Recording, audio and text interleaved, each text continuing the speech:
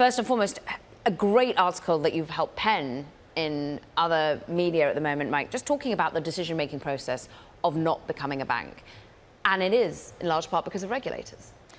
Well, it's really around the state of regulation with blockchain. And the Figure is a blockchain holding company. We have two blockchain-centric businesses, one in lending, one in markets. And we have over 200 state licenses. So you can see the appeal of having a national charter and not having to deal with the overhead of 200 state licenses.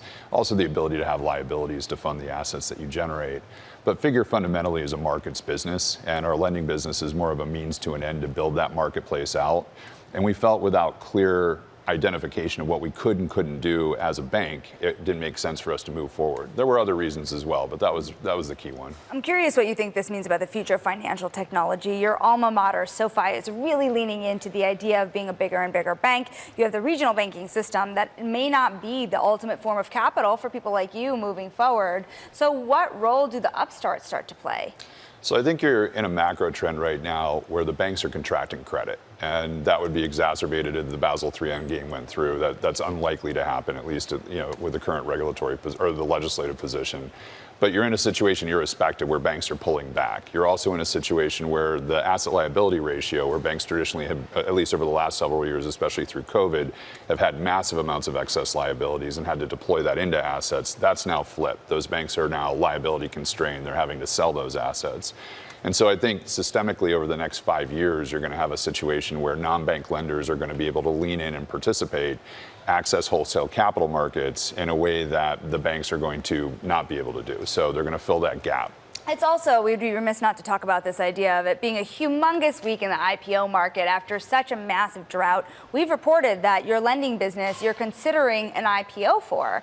How has this week changed your calculus about how you're thinking about speaking to investors? Sure. I think rather than talking to the IPO per se, I'd say that the lending business itself is a mature business, although it's still doubling every year. It's a profitable business, and it's really found an interesting opportunity in terms of lending technology.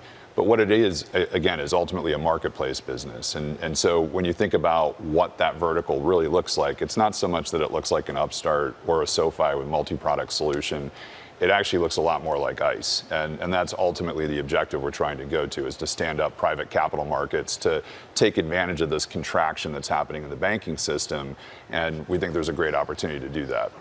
When you're thinking about being that marketplace, when you're thinking about intertwining TradFi with crypto and blockchain technology, how much institutional buy-in have you had of your product, of your offerings, of the way in which you want to be servicing? Sure. So we've done over $15 billion of transactions on blockchains with banks, with institutions.